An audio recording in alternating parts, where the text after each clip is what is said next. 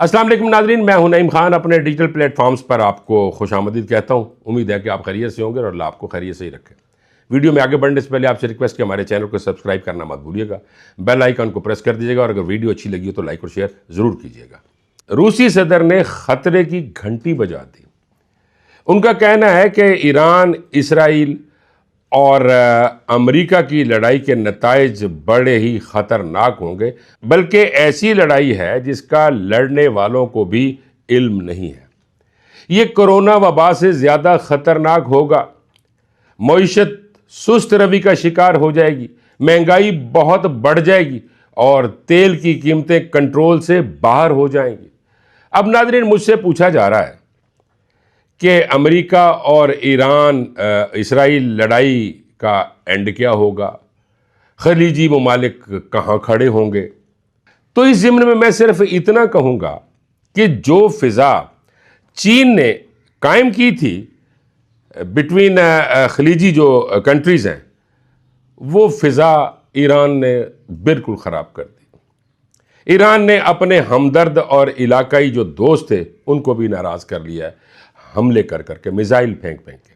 اور اگر ناظرین یہ دیکھا جائے کہ ایران نے ان ممالک پر حملے نہیں کیے، بلکہ وہ جو حملے ہیں وہ امریکی اڈوں کے اوپر کیے ہیں۔ اب کہنے کا مقصد یہ ہے، جیسا کہ میں پہلے کہہ بھی چکا ہوں، کہ ایران نے ان ممالک میں جن ممالک کے اندر امریکہ کے اڈے ہیں، ان امریکہ کے اڈوں کو نشانہ بنایا ہے۔ اگر ہم یہ کہیں کہ ایران نے سعودی عرب کے شاہی پیلس پر حملہ کر دیا، قطر کے پیلس پر حملہ کر دیا، یا دبئی کے پیلس پہ حملہ کیا، یا برج خلیفہ پر حملہ کر دیا، نہیں، جہاں اڈے تھے وہیں پہ، چونکہ لڑ رہا ہے امریکہ۔ اب امریکہ کے اڈوں کو تباہ کرنا اس لیے بھی ضروری تھا کہ خلیجی ممالک ایران کے بالکل قریب ہے۔ اور اب ذرا اس میں خاص توجہ کی ضرورت ہے ناظرین، کہ امریکہ نے اپنے امریکہ سے ایران کے اوپر حملے نہیں کیے، بلکہ ان خلیجی ممالک میں جہاں امریکن اڈے تھے وہاں سے حملے کیے، یا پھر وہ اسرائیل کو استعمال کرتا رہا کہ بھئی اسرائیل حملہ کرے گا، اپنے پاس سے نہیں کیے۔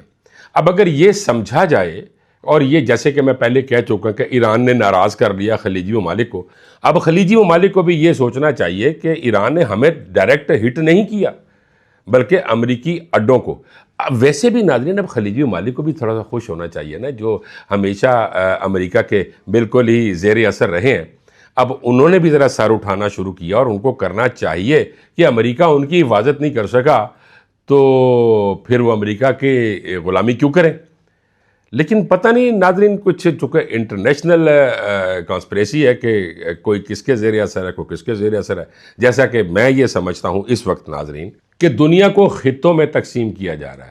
کچھ ممالک امریکہ کے زیر اثر رہیں گے، کچھ جغرافیائی حساب سے چائنا کے زیر اثر رہیں گے، کچھ رشیا کے زیر اثر رہیں گے۔ سوچا یہی جا رہا ہے، اور یہ سوچ یہی ہے کہ اس طریقے سے تقسیم کر دیا جائے، کیونکہ ہر ملک اب اپنے آپ کو سپر پاور کہتا ہے۔ اب آپ ذرا اندازہ فرما لیجئے نا، نارتھ کوریا وہ بھی کہتا ہے کہ جناب میں بھی بڑی چیز ہوں، کوئی سانوں بھی پوچھے نا۔ اب وہ خاموشی سے دیکھیے نا کہ جیسے ہی وہ ایران نے ساؤتھ کوریا سے اپنے فوجی نکالے، تو اس وقت نارتھ کوریا نے ان کے بالکل سرحدوں کے اوپر آ کے، یعنی سمندر میں آ کے وہاں پہ تجربات شروع کر دیے میزائلوں کے۔ یعنی اب ذرا اندازہ فرمائیے اس نے کیوں کیے۔ نارتھ کوریا نے اس لیے کیا ناظرین کہ وہ امریکہ کو کچھ نہیں جانتا۔ اس نے یہ ثابت کیا کہ میں امریکہ کو کچھ نہیں جانتا۔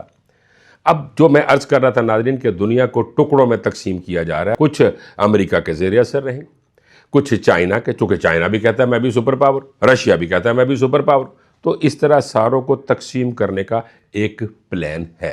ناظرین، اس وقت سب سے بڑا خطرہ ریجنل وار کا ہے۔ وہ مجھے رشیا کے صدر کا کہنا اس وقت میں دوبارہ وہ کہوں گا کہ اس جنگ کا کسی کو پتہ نہیں ہے کتھے مکنی ہے تے کی ہونا ہے۔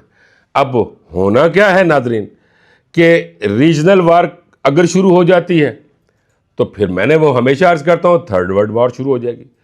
اور اس تھرڈ ورلڈ وار کو اس وقت امریکہ، چائنا اور رشیا جان رہے ہیں اور سمجھ رہے ہیں۔ تبھی تو رشیا کے پریزیڈنٹ نے کہہ دیا کہ اب تو لڑنے والوں کو بھی پتہ نہیں ہے کہ اس کا انجام کیا ہوگا۔ مطلب یہ ہے کہ جب بھی چاہیں گے، جس وقت چاہیں گے، اس وقت لڑائی پوری دنیا میں شروع کروا دی جائے گی. اگر نہیں چاہیں گے، بات چیت کے ساتھ معاملات کو حل کریں گے تو معاملہ ٹھنڈا بھی پڑ سکتا ہے. ناظرین، میں جو عرض کر رہا ہوں نا، اس کو ذرا غور سے اور توجہ کے ساتھ سنیے گا کہ میرے خیال، یعنی میں اپنا خیال بتا رہا ہوں کہ امریکہ کی سب سے بڑی غلطی ایران میں فوج کو بھیجنا ہوگا، چونکہ پاکستان کبھی بھی نہیں چاہے گا کہ اس کے تینوں اطراف میں اس کے دشمن کھڑے ہو جائیں. یعنی ایران کو بھی دشمن بنا لے، افغانستان پہلے ہی دشمن بنا ہوا ہے، انڈیا ایک طرف دشمنی دکھا رہا ہے. تو اگر تینوں طرف پاکستان کے دشمن کھڑے ہوں گے تو پاکستان کہاں کھڑا ہوگا؟ پاکستان کبھی بھی نہیں چاہے گا. پاکستان تبھی یہ چاہ رہا ہے کہ مذاکرات کے ذریعے معاملے کو حل کیا جائے اور امن پیدا کیا جائے. جنگ بندی کا طریقہ یہ ہے کہ ایران اور اسرائیل جو یہ شروع ہوئے آپس میں میزائل بازی کرنے کے، یہ اگر یہ بند کر دیں تو مذاکرات بطریق احسن ہو سکتے ہیں. اگر یعنی بند کریں نا، اسرائیل بھی بند کریں نا. وہ اپنے آپ کو کیا سمجھنے لگ گیا اسرائیل کہ جی میں بند کروں گا تو میری عوام کہ جی پہلے انہیں نقصان کراتا ہے، بند کر دیتا ہے. نہیں، جب بھی مذاکرات ہوتے ہیں تو دونوں، آپ کو صلح حدیبیہ تو ناظرین یاد ہوگی، مذاکرات ہو رہے تھے. اس طرف سے وہ ایک بوڑھا اور بوڑھی آ گئے مکہ کی طرف سے، مذاکرات میں یہ لکھا گیا تھا کہ بھئی اب جو بھی آئے گا وہاں سے آپ انہیں واپس کریں گے. تو وہ اسی وقت ہی آ گئے، چونکہ سائن تو نہیں ہوا تھا لیکن بات تو طے ہو گئی تھی. تو نبی کریم صلی اللہ علیہ وسلم نے یہ کہا تھا کہ بھائی ان کو واپس دے دے، چونکہ بات ہو چکی ہے. اب کس لیے؟ اگر اس وقت بھی وہ لڑ رہے ہوتے، ادھر غزوات ہو رہی ہوتی، صلح کہاں ہونی تھی؟ پھر ادھر غزوہ ہو رہی ہوتی، یعنی لڑائی ہو رہی ہوتی، ادھر سے کفار آ رہے ہوتے مسلمان، تو مذاکرات کیسے ہو رہے تھے؟ مذاکرات ٹھنڈے طریقے سے عالمی منظرنامے کو مد نظر رکھتے ہوئے، جنگی صورتحال کو مد نظر رکھتے ہوئے مذاکرات ہوتے ہیں. ایک طرف تو آپ میزائل پھینکے جائیں اور دوسری طرف کے مذاکرات ہو نہیں سکتا. اب اگر مذاکرات کرنے ہیں اور ہونے چاہیے، اور میرا خیال ہے ناظرین ان معاملات کو خفیہ ہی رکھنا چاہیے، چونکہ میاں محمد بخش صاحب رحمۃ اللہ علیہ فرماتے ہیں کہ خاصاں دی گل عامہ آگے نہیں مناسب کرنی. تو میاں صاحب نے تو یہ کہہ دیا تھا نا کہ خاص باتیں، اور جب ہر بندہ اپنا اپنا تجزیہ دے رہا ہے، دیتا رہے. ہر آدمی کی سوچ ہے نا، ہر آدمی اپنے اینگل سے سوچتا ہے. بڑا صحافی بڑے اینگل سے سوچتا ہے، ایکسپیرینسڈ صحافی اپنے اینگل سے سوچتا ہے، اور عام جو اب دنیا اخبار پڑھتے ہیں یا رسائل دیکھ رہے ہیں یا خبریں سن رہے ہیں، ان کا اپنا ایک مطمع نظر ہے، وہ اس طرح بیان کر رہے ہوتے ہیں. میں یہ سمجھتا ہوں کہ خفیہ سفارتکاری کے ذریعے جو مذاکرات ہو رہے ہیں یہ بہتر ہو رہے ہیں. اب دیکھیے ناظرین، امریکہ نے پہلی بار اس بات کی تصدیق کی اور مانا ہے کہ ہم نے 15 نکاتی جو ایجنڈا ہے مذاکرات کا، وہ ہم نے پاکستان کو دے دیا ہے. یعنی بال جون سی ہے وہ پاکستان کی کورٹ میں آ گئی. اچھا، اب مذاکرات کیسے ہونے ہیں ناظرین؟ 15 نکاتی ایجنڈا ادھر سے آ گیا، 3-4 نکاتی ایجنڈا ایران کی طرف سے آ گیا. اب جب سب مل کے بیٹھیں گے تو کسی نہ کسی بات پہ، یعنی گیو اینڈ ٹیک کے ساتھ معاملات جو ان سے ہیں وہ قابل عمل ہو سکتے ہیں. اب ناظرین، جو میں پہلے عرض کر چکا ہوں کہ امریکی صدر کے جو ایلچی ہیں وٹکوف، اسٹیو وٹکوف، انہوں نے بھی کہہ دیا کہ معاملہ بالکل مذاکرات کے ذریعے حل ہونے کی طرف آ گیا ہے. اور انہوں نے یہ بھی کہا کہ یہ مضبوط اشارے مل رہے ہیں کہ ایران اور امریکہ بالکل نزدیک آ گئے ہیں ان باتوں کے جن باتوں پہ ایران بھی چاہ رہا ہے، اور امریکہ کی بھی کچھ باتیں ہیں وہ سب. یعنی ہر بات ناظرین کہندے نے نا نہیں منی جاندی ہوندی. اگر 15 نکات نے 15 تو چلو 5 تے چھڑ دیں، 10 تے مننے جان گے.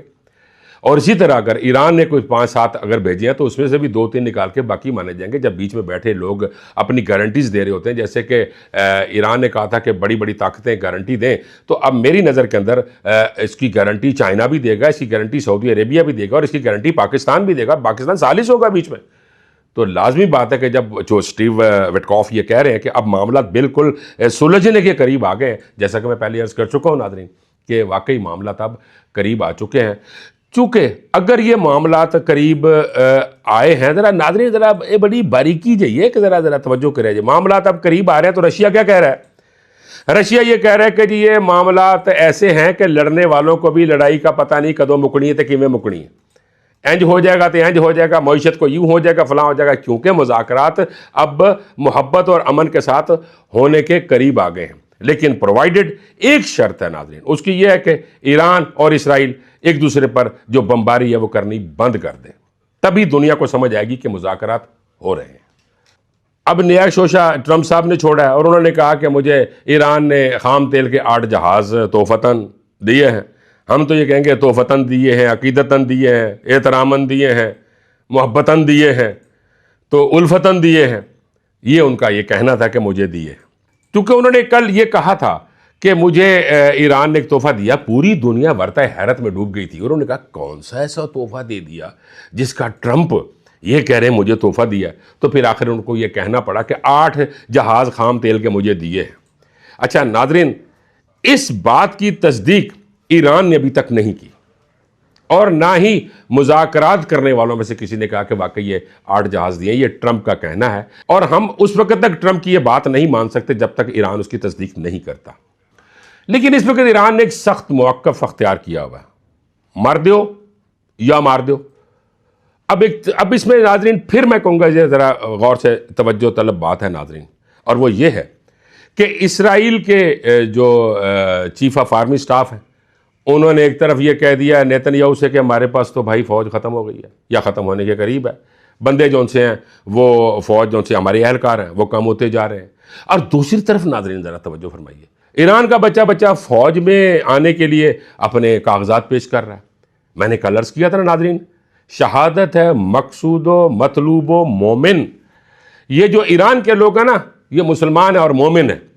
اور کبھی آپ نے ناظرین سنا کہ اگر خدا نہ خواستہ کہ ایران میں کبھی کوئی پھانسی ہو گئی ہے, فلاں ہو گیا, ہر جگہ پہ کوئی نہ کوئی چھوٹا موٹا معاملہ ہوتا رہتا ہے. لیکن ایران نے ہمیشہ پکڑا, پھانسیاں دے دی لوگوں کو. ایران میں اسلام پوری طرح اس وقت قائم ہے. شاید آیت اللہ کی شہادت سے پہلے تک لوگ یہ سمجھتے ہوں کہ اسلام بڑا سخت مذہب ہے, لیکن وہ پہلے بھی نہیں سمجھتے تھے, چونکہ خانواد رسول وہاں پہ دفن ہے اور سارا عالم اسلام وہاں پہ جاتا ہے اور عقیدتاً وہاں پہ جاتا ہے, اور لوگ یہ جانتے ہیں. اور وہ اہل تشیع ہیں, وہ کربلا کے واقعے سے بھی کوئی لا تعلق نہیں ہے, وہ جانتے ہیں کہ کربلا کا کیسے معاملہ ہوا, مولا علی کے ساتھ کیا کیا گیا, وہ یہ جانتے ہیں.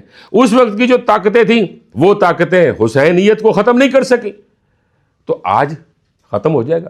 اچھا, میں بات کر رہا تھا کہ آیت اللہ علی خامنائی کی شہادت سے پہلے تک شاید لوگوں کے ذہن میں ہو, جو کہ امریکہ یہ کہہ رہا تھا کہ لوگوں کو اکساؤ, لوگ آئیں گے, معاملہ ٹھیک ہو جائے گا. لیکن جب آیت اللہ نے یہ کہا نا کہ میں نے بنکر کے اندر نہیں جانا, یا تو 9 کروڑ عوام بنکروں کے اندر جائیں گے, تو انہوں نے اپنی شہادت پیش کی. جب وہ شہادت پیش ہوئی تو پھر پورا 9 کروڑ عوام یہ ماننے پر مجبور ہو گئی کہ آیت اللہ کی شہادت ایویں نہیں. تو آج انہوں نے جوک در جوک یہ کہا کہ ہمیں فوج میں بھرتی ہونا ہے, ہمیں لڑنا ہے, اور فوج میں بھرتی کیا جا رہا ہے. ادھر اسرائیل کے لوگ یہ کہہ رہے ہیں کہ ساڈا تو نقصان ہی بڑا ہو گیا, مکانات صفحہ ہستی سے مٹ گئے ہیں, گاڑیاں تباہ ہو گئی ہیں, لوگ زخمی ہو گئے ہیں, بہت سارے مر گئے ہیں, کیفر کردار تک پہنچ چکے ہیں. تو اچھا, دوسری طرف وہ جو میں پہلے بات کر رہا تھا کہ چیف آف آرمی سٹاف کہہ رہے ہیں کہ ہمارے پاس فوج کم ہوتی جا رہی ہے. تو اب ذرا توازن دیکھیں ناظرین, کہتے ہیں نا توازن سے بات چلتی ہے نا. اب توازن یہ ہے کہ ایک طرف وہ کہتے ہیں کہ سڑکوں بندے مک گئے, اور دوسری طرف ایران یہ کہہ رہے ہیں کہ سڑکوں بندے ہی بندے نے. تو کس سے لڑنا ہے؟ جو لوگ, میں پہلے عرض کیا, جو لوگ موت کو گلے لگانا جانتے ہیں, بڑھتے ہیں موت کی طرف, وہ ہمیشہ فتح حاصل کرتے ہیں. اور ناظرین, کل کا وہ جو بڑا جنرل ضیاء الحق صاحب کا 40 سال پرانا کلپ ایک چل رہا ہے, اور اس میں کہا گیا کہ جو آبنائے ہرمز پر قابض ہوگا وہ دنیا کا اور خلیج کا فاتح ہوگا. تو آج وہ 40 سال پرانی مرد مومن, مرد حق ضیاء الحق صاحب کی وہ بات جو اس وقت کہا جاتا تھا, یہ نعرہ لگایا جاتا تھا, تو ان کی یہ بات سامنے آ گئی کہ آبنائے ہرمز پر جو بھی قابض ہوگا, جو اس کا مالک ہوگا, وہ دنیا کا مالک ہوگا. تو آج سپر پاور پھر according to that statement of Zia ul-Haq صاحب کہ انہوں نے یہ کہا کہ یہ وہ قابض ہوگا, تو آج پھر کون ہوا ناظرین سپر پاور؟ آپ اچھی طرح جانتے ہیں, میں نے کیا کہنا ہے آپ اچھی طرح جانتے ہیں. جس کو ترنے والا سمجھا جا رہا تھا وہ کانٹوں کی سیج ثابت ہوا, جس کو ترنے والا سمجھا جا رہا تھا انہیں گڑا ہی خوش کر دیتا, یعنی نہ نوالا اندر جا رہا ہے نہ باہر نکل رہا ہے. تو پھر سپر پاور کون ہوا؟ آپ جانتے ہیں اچھی طرح ناظرین. آخر میں یہ ضرور کہوں گا, 47 سال ایران پر پابندیاں, اس کی معیشت کو تباہ کرنے کی پوری کوشش, اور اب مطالبات بھی اسی سے کیے جا رہے ہیں. اب مطالبات کرنے کا نہیں, مطالبات کو ماننے کا وقت ہے. اور میں یہ سمجھتا ہوں اور مجھے یہ علم ہے اور ایسا ہونا چاہیے کہ ایسی قوم جو مرنے کے لیے تیار ہو, اس کے مطالبات کو ماننا پڑتا ہے. یہی فتح ہے. ناظرین, اب تک کے لیے اتنا ہی, مجھے اجازت دیجیے. اللہ نگہبان.